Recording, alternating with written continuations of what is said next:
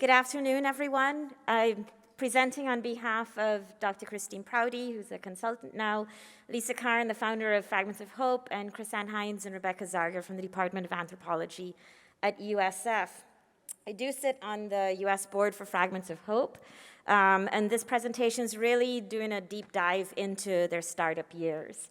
Many of you may have seen this image on the cover of Dave Vaughn's book on active car restoration. It's an image from Laughing Bird Key National Park, which Fragments of Hope has been responsible for all of the restoration work there. I know Natalia spoke about them earlier and mentioned in 2006 that they started. That was translocation of corals following sort of a hurricane, Iris. But they were actually registered as a community-based organization in Belize in 2013 and started active restoration with Institute Nurseries then.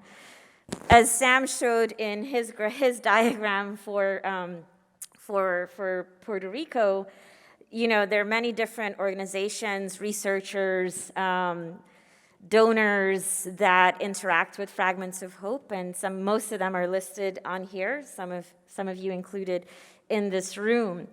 We started to look at their funding for their grants from 2013 to 2017, which tends to be a lot of small grants as a startup, and started to look at some of the systems, trying to create some causal loop diagrams around this, right? So you show success, you build capacity, you get more funds, and so that's great. But at the same time, you know, in doing some of this work, you start to take time away from actually being able to get out into the field, as you have lots of reporting that is needed. You need to build more capacity, which requires more resources, and it sort of becomes this painful loop that really and truly long-term, more sustainable funding is needed. And many of the smaller organizations are now seeing that investment, but the first few years are extremely painful, in particular for the founders, who are the ones who like to be underwater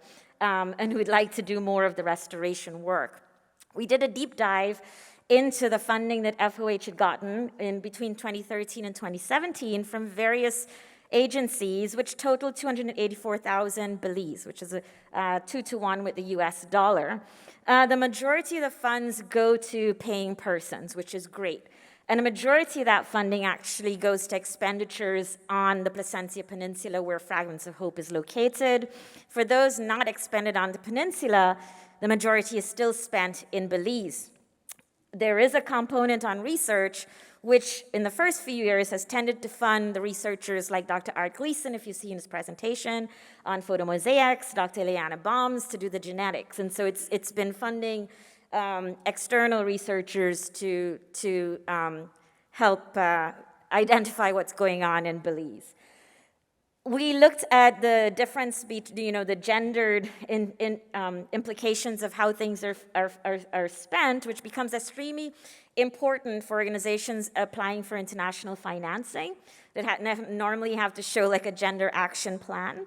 And, you know, unfortunately, things like boat rentals and boat captains tend to be more male-dominated in Belize. But these are important things to start to collect and figure out how do you actually engage more women in this field of, or emerging field of core restoration.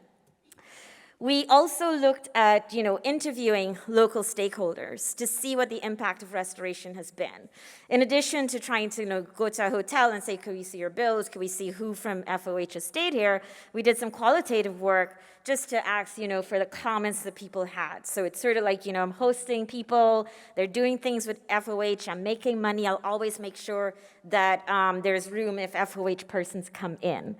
The village council chair, again, just emphasizing the importance of the restoration is doing for the community. If the reef wasn't there, sort of, we would not be here, or we would not have an industry, which is sort of what a tour guide and operator says in this quote. I'm running out of time, so I'm not reading them out. But also someone who worked with FOH and now started their own NGO, saying that the trainings, mainly people from the coastal communities, how important it is for them to continue to have this skill. These things are important, in particular, to prove the benefit of the restoration activity in communities that are seeing loss of land and erosion, where we might think that the core restoration is sort of what we'd like to have, but the time frame for that, in particular in high tourism areas that are seeing loss of land, you might have some conflict, and people might go and put in more hard, concrete infrastructure that may or may not jive well with the active restoration work. So it's important to get this information out there on the amount of money being spent in the community, and actually get voices that sort of lend to the credibility of the work that you're doing. Thank you.